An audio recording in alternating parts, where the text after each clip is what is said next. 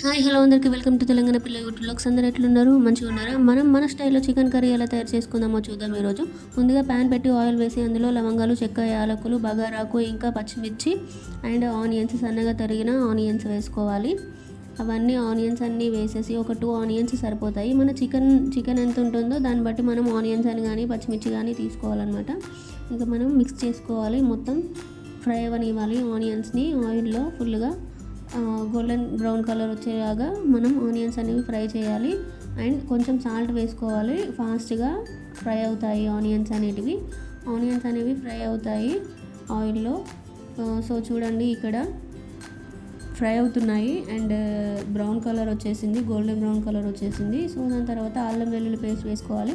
అల్లం వెల్లుల్లి పేస్ట్ అనేది మనం ఎప్పటికప్పుడు ప్రిపేర్ చేసుకున్నట్టయితే బాగుంటుంది. సో ఇక్కడ పసుపు యాడ్ చేస్తున్నాను, ఫ్రై చేయాలి. పసుపు యాడ్ చేసేసి నెక్స్ట్ ఇక్కడ నేను మ్యారినేట్ చేశాను చికెన్. ప్లేట్లో కనిపిస్తుంది కదా చికెన్ అనేది. నేను ఉప్పు, కారం, పసుపు, ఆయిల్ ఇవన్నీ వేసి ఒక 15 మినిట్స్ అట్లా మ్యారినేట్ చేశాను, ఫ్రిడ్జ్లో ఉంచాను చికెన్ అనేది. సో ఇలా కారం అనేది వేసినప్పుడు మనకి రెడ్గా కనిపిస్తుంది, బాగుంటుంది.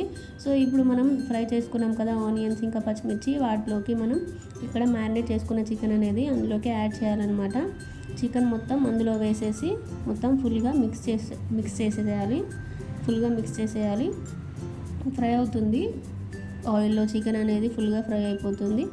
సో ఇక్కడ చూడండి, మనకు రెడ్గా కనిపిస్తుందంటే ఇక్కడ చిల్లీ పౌడర్, కారపొడి అనేది ఎర్రగా ఉంది. సో అందుకని అలా కనిపిస్తుంది మీకు చూడడానికి వీడియోలో. సో మనం ఇక్కడ కొన్ని వాటర్ వేసేద్దాం, ఎందుకంటే అడుగంటిపోతుంది, మాడిపోతుంది కాబట్టి. ఇంకా వాటర్ వేసేసి ఇంకా అందులో కొంచెం కరివేపాకు కూడా యాడ్ చేద్దాం. అండ్ ఇక్కడ మనం కొన్ని పచ్చిమిర్చి అట్లా పైన వేయాలన్నమాట, మనకి టేస్ట్ అనేది మంచిగా వస్తుంది. సో ఇక్కడ చికెన్ అనేది ఉడుకుతుంది ఇంకా. సో ఇక్కడ మనం ఉడికేటప్పుడే కొంచెం మసాలా వేస్తే మనకి టేస్ట్ అనేది ఇంకా ఎక్కువ వస్తుంది అనమాట. కొంచెం ధనియాల పొడి, ఇంకా మనం ఇంట్లో ప్రిపేర్ చేసుకున్న మసాలా ఉంటుంది కదా, అండ్ చికెన్ మసాలా కూడా వేసుకోవచ్చు.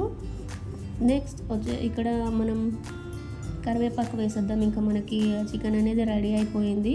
చూడండి ఎలా ఉందో చికెన్ అనేది, బాగుంది కదా. సో ఇక్కడ గ్రేవీ అనేది మనం ఎంత తక్కువ వేసుకుంటే చికెన్ అనేది మనకు అంత టేస్ట్ బాగుంటుంది.